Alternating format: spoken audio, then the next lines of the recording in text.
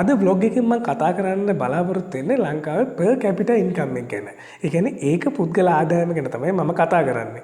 මේකට හේතුව තමයි ලංකාවේ ජීවත් වෙන පුරවැසියෝ විදියට මම විශ්වාස කරනවා අපි දැනගන්න ඕනේ ලංකාවේ ඉකොනොමි එක පිළිබඳව කී තොරතුරු ටික. ඒ කියන්නේ අපේ ඉන්කම් එක කොච්චරද, ලංකාව විදියට කොච්චර වගේ ණය තියෙනවද, අපේ ප්‍රධාන ඉම්පෝර්ට් එක්ස්පෝර්ට් මොනවද, මෙන්න මේ වගේ කාරණා. ඉතින් ඕගොල්ලන්ට පුළුවන් මම ඒ ගැන කරලා තියෙන vlogs ටික මේ උඩ වැටෙන කාඩ් එකකින් බලන්න. ඒ වගේම තමයි ඔයා ජොබ් එකක් කරන කෙනෙක් වුණත් ජොබ් එකක් කරන්න බලාපොරොත්තුෙන් ඉන්න කෙනෙක් වුණත් ඔයාට මේක වැදගත් වෙනවා. මොකද පළවෙනි දේ තමයි ඔයා ජොබ් එකක් කරනවා නම් ඔයාගේ සැලරි එක අපේ ලංකාවේ ඒක පුද්ගල ආදායමත් එක්ක ගලප ගන්න පුළුවන් වෙනවා. ඒ කියන්නේ per capita income එකට වඩා වැඩි නම් ඔයාට ඒ කියන්නේ තෘප්තිමත් වෙන්න පුළුවන්. එහෙමත් නැත්නම් ඊට වඩා අඩු නම් ඔයාට පුළුවන් තව income source එකක් එකතු කරගෙන ලංකාවේ ඒක පුද්ගල ආදායමට ඔයාගේ සැලරි එකත් මැප් කරගන්න. ඒත් එක්ක මම මේ vlog එකෙන් කතා කරන්න බලාපොරොත්තු වෙනවා මේ per capita income එක කියන්නේ ආදායම ගේන ප්‍රධාන ඉන්ඩස්ට්‍රි කීපයක් ගැනත් මම කතා කරන්න බලාපොරොත්තු වෙනවා.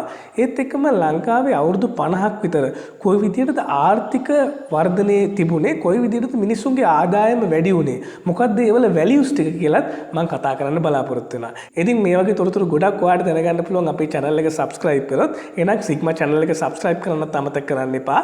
එහෙනම් අපි යමු topic එකට. 2019 සෙන්ට්‍රල් බැංක් රිපෝට් එකට අනුව per capita income එක ඩොලර්ස් 3852ක් විතර වෙනවා. ඒ කියන්නේ ලංකාවේ මුදලින් රුපියල් 6,88,000ක් විතර වෙනවා.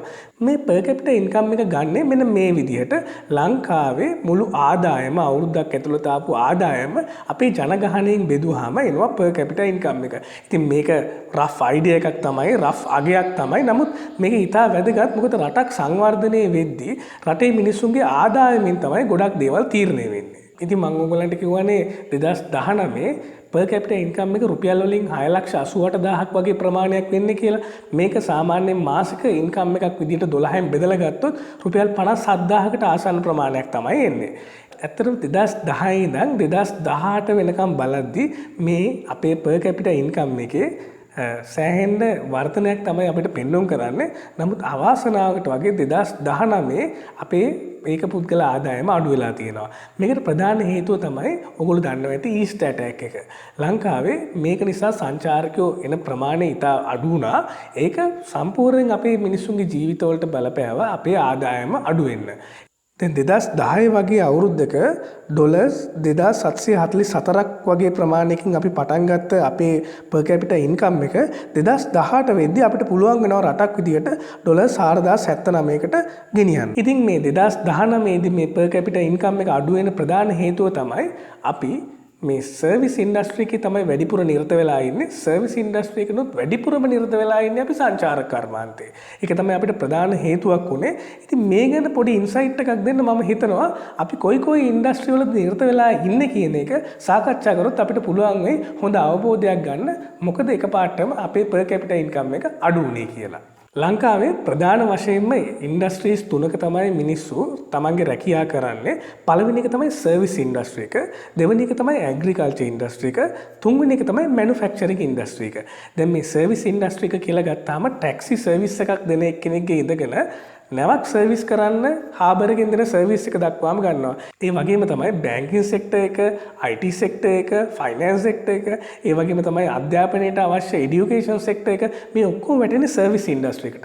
ලංකාවේ 47%ක් විතර ප්‍රමාණයක් රැකියා බිහි වෙලා තියෙන්නේ මේ සර්විස් ඉන්ඩස්ට්‍රි එකත් එක්ක ලින්ක් වෙලා. සර්විස් සෙක්ටර් එක ඇරුණාම ඊළඟට අපි නිරත වෙන සෙක්ටර් එක තමයි ඇග්‍රිකල්චර් සෙක්ටර් එක. මේක 25%ක් වගේ ප්‍රමාණයක් රැකියාවල නිරත වෙලා ඉන්නවා. හැබැයි අපි සෙන්ට්‍රල් බැංකුවේ රිපෝට්ස් ටික බැලුවම අපිට පේන දේ තමයි එන්න අවුරුදු වලදී මේ කෘෂි කර්මාන්තයට නැඹුරු වෙන ප්‍රමාණය අඩු වෙලා තියෙනවා. ඉතින් මේක ලොකු ඉම්පැක්ට් එකක් කරනවා රටේ ඉකොනොමි එකට.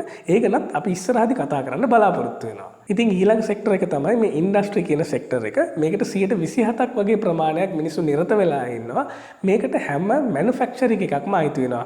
උදාහරණයක් විදිහට ගත්තොත් පොඩි ටයර් එකක ඉඳන් යකඩ කර්මාන්ත ශාලාවක ඉඳන් ඇඟලුම් කර්මාන්ත ශාලාවක් වෙනකම්ම ඉන්ඩස්ට්‍රි ටික මේකට අයිති වෙනවා. හැබැයි ලංකාව දිහා බැලුවම අපිට පේන්නේ ලංකාව ගොඩක්ම සර්විස් ඉන්ඩස්ට්‍රි එකක් එක්ක තියෙන රටක්.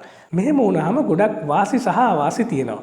වාසියක් විදිහට අපිට ගන්න පුළුවන් ලොකු කැපිටල් කොස්ට් එකක් ගොඩක් වෙලාවට මේ සර්විස් එකක් දෙන්න අවශ්‍ය වෙන්නේ නැහැ. උදාහරණයක් විදිහට අපි ගත්තොත් සංචාරක කර්මාන්තේ නියැලෙන්න ලොකු කැපිටල් එකක් අවශ්‍ය වෙන්නේ නැහැ සාමාන්‍ය මිනිස්සෙකුට. නමුත් අපි ඇග්‍රිකල්චර් හරි එහෙම නැත්නම් ඉන්ඩස්ට්‍රි කියන සෙක්ටර් එකකට යද්දී අපිට අවශ්‍ය වෙනවා ඒකට මැෂිනරීස් ඕන වෙනවා, බිල්ඩින්ග්ස් ඕන වෙනවා. ඒ නිසා කැපිටල් කොස්ට් එක ඉතා අඩුයි මේ සර්විස් සෙක්ටර් වල. ඒක නිසා තමයි ලංකාවේ ගොඩක් අය මේ සර්විස් සෙක්ටර් එකේ නිරත වෙලා ඉන්නේ. ලංකාව ගත්තොත් ලංකාවේ ඉකොනොමිකලි ඇක්ටිව් කියලා සැලකෙන වර්ක් ෆෝස් එක 85,000ක් විතර ඉන්නවා. මේකෙන් 55,000ක් විතර පිරිමි අය, ඒ වගේම 30,000ක් විතර ගෑනු අය තමයි මේ වර්ක් ෆෝස් එකේ නිරත වෙන්නේ. ඉතින් මේ අය තමයි මේ ඇක්ටිව්ලි ලංකාවේ ඉකොනොමි එකට කන්ට්‍රිබියුට් කරන පුද්ගලයෝ. ඒ වගේම තමයි ලංකාවේ ජනග්‍රහණයෙන් තම මිලියන 8ක් විතර, කියන්නේ 80,000ක් විතර අය ඉන්නවා. ඒගොල්ලෝ ඉකොනොමිකලි ඉන්ඇක්ටිව් කියලා තමයි කියන්නේ. ඒ කියන්නේ 80,000ක වගේ පිරිසකින් ඉකොනොමි එකට දායකත්වයක් එන්නේ නැහැ. මේකේ වෙන්න පුළුවන් පාසල් යන ළමයි ඉන්න පුළුවන්, වයසක අය ඉන්න පුළුවන්. එන්නේ ඒ වගේ පිරිසත් එක්ක 80,000ක් විතර ඉකොනොමි එකට දායක වෙන්නේ නැති පිරිසකුත් ඉන්නවා. ඉතින් වීඩියෝ එක පටන් ගද්දී මම ඔයගොල්ලොත් එක්ක කිව්වා අවුරුදු 50ක් විතර ලංකාවේ හිස්ටරි එකෙන් අරගෙන කොහොමද ලංකාවේ per capita income එක වැඩි වුණේ, ලංකාවේ කොහොමද ඉකොනොමි එක කොයි විදිහටද වෙනස් වුණේ කියලා ඒ විපර්යාසත් එක්ක කතා කරනවා කියලා. ඉතින් මම දැන් සූදානම් වෙන්නේ අන්න ඒක කතා කරන්න. ඉතින් මුලින්ම ගත්තාම 1961 සිරිමා බණ්ඩාරනායක මැතිණියගේ කාලේ මෙතනින් පෙනෙනවා ලොකු ආර්ථික වර්ධනයක්. ඒකට හේතුව තමයි ඔයගොල්ලන්ට මතක ඇති ඒ කාලේ ලංකාවට එන ඉම්පෝර්ට් සීමා කරලා ඒ වගේම තමයි ලංකාවේ කෘෂිකර්මාන්තයේ නගා සිටවන්න වැඩපිළිවෙලක් සිරිමාව බණ්ඩාරනායක මැතිණිය අරගෙන ගියා. ඉතින් ඒකත් එක්ක ලංකාවේ ආර්ථික වර්ධන වේගය වැඩි වුණා. මේ කාලේ ඒක පුද්ගල ආදායම සඳහන් වෙන්නේ ඩොලර් 142ක් වගේ ප්‍රමාණයක්. ඊට පස්සේ 1971 JVP කලබලත් එක්ක ලංකාවේ ආර්ථික වේගය පල්ලෙහාට යනවා. ඉතින් එතකොට ලංකාවේ 1961 ඉඳන් 1971 දක්වා තියෙන කාලෙදී ලංකාවේ ඒක පුද්ගල ආදායම ඩොලර් 185ක් විදිහට තමයි මේ සඳහන් වෙන්නේ. ඊට පස්සේ ඔයගොල්ලන්ට මතක ඇති මේ ගොඩක් අය කතා කරන විවෘත ආර්ථිකය එනවා 1977. ඒක ජේ.ආර්. ජයවර්ධන මැතිතුමාගෙන් තමයි එන්නේ. මේකට කියනවා අපි ලිබරලයිසේෂන් ඉකොනොමි කියලා. ඉතින් මේ විවෘත ආර්ථිකයත් එක්ක ලංකාවට පුළුවන් වෙනවා ලංකාවට ගොඩක් බඩු ඉම්පෝර්ට් කරන්න, ඒ වගේම ලංකාවෙන් බඩු එක්ස්පෝර්ට් කරන්න. ඉතින් මේත් එක්ක ලංකාවේ ඩොලර් 287ක් වගේ ප්‍රමාණයක් සඳහන් වෙනවා ඒක පුද්ගල ආදායම.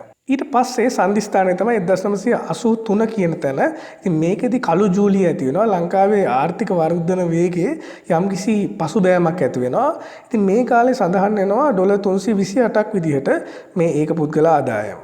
ඊට පස්සේ 1987 දී JVP කලබල, අපි කවුරුත් අහලා තියෙන JVP කලබල ඇති වෙනවා. ඉතින් මේ කාලේ ඩොලර් 401ක් තමයි අපේ ඒක පුද්ගල ආදායම. ඉතින් ඒ වගේම තමයි රටේ ආර්ථික ආഘාතයක් මේකෙත් හින්දා ඇති වෙනවා.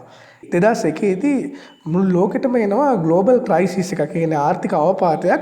මේකත් එක්ක ලංකාවේ ඉකොනොමි එක සඳහන් වෙන්නේ ඩොලර් 832ක් විදිහට තමයි. ඉතින් මේක සාමාන්‍යයෙන් ලංකාවේ පසුබෑමක් විදිහට තමයි ඇති වෙන්නේ. 2002 දී ලංකාව නෝර්වේ සමග සාම ගිවිසුමත් අත්සන් කිරීමත් එක්ක ලංකාවේ ආර්ථික වර්ධන වේගයේ යම්කිසි මට්ටමක වැඩිවීමක් වෙනවා.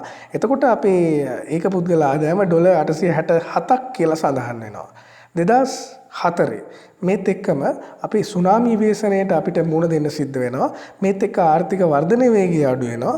නමුත් ඒක පුද්ගල ආදායම ඩොලර් 1065කට අපිට පුළුවන් වෙනවා ඒක අපිට ළඟා කරගන්න. 2009 දී මේ ලංකාවේ සිවිල් යුද්ධය නිමා කරන්න ඉතා විශාල බරපතලක් දරන්න වෙනවා. ඒක නිසා ලංකාවේ ආර්ථික වශයෙන් වර්ධන වේගය අඩුවීමක් ඇති වෙනවා. නමුත් ඩොලර් 2090කට 2009 දී අපිට පුළුවන් වෙනවා මේ ආර්ථික වර්ධන වේගය තියාගන්න. ඒ වගේම තමයි 2009 යුද්ධෙන් පස්සේ අපේ මේ යුද කටයුතු වලට යන වියදම අඩු වුණාට පස්සේ අපිට පුළුවන් වෙනවා රටක් විදියට ලොකු පිම්මක් ඉදිරියට තියන්න. හැම කෙනාම ගොඩක් හොඳ විදියට ඒගොල්ලන්ගේ වෘත්තියන් වල නිරත වෙන්න පුළුවන් වෙනවා. මේකත් එක්ක අපිට පුළුවන් වෙනවා 2013 අපේ per capita income එක ඩොලර් 3610ක් දක්වා වැඩි කරගන්න. ඉතින් මේත් එක්ක 2013 ඉඳන්ම හිමීට වැඩි වෙලා වෙනවා අපේ per capita income එක අර මම මුලින් කතා කරා වගේ 2019 තමයි මේකේ drop එකක් ඇති වෙන්නේ. ඉතින් මෙන්න මේක තමයි සාමාන්‍ය විදිහට ලංකාවේ economic trend එක විදිහට අපිට අඳුනගන්න පුළුවන්. ඉතින් මම හිතනවා ඔයගලන්ට මේ වීඩියෝ එක go through කරාම ඔයගලන්ට අවබෝධයක් එන්න ඇති ලංකාවේ ඒක පුද්ගල ආදායම කොහොමද අඩු වැඩි වෙන්නේ ඒකට ලංකාවේ ඉකොනොමි එකත් කොහොමද බලපාන්නේ සහ මිනිස්සුන්ගේ සහ දේශපාලන ක්‍රියාකාරකම් කොයි විදියටද මේකට contribute කරලා තියෙන්නේ කියලා. ඉතින් මේ වගේ වෙනස්ම vlog එකක් එක්ක මම බලාපොරොත්තු වෙනවා ඊළඟ session එකේදී ඔයගලන්ව හම්බෙන්න. අපිව subscribe කරන්න. මතක ඇතුව bell icon එකත් press කරන්න. අපි ඊළඟ vlog එකේදී හම්බෙමු. බොහොම ස්තුතියි.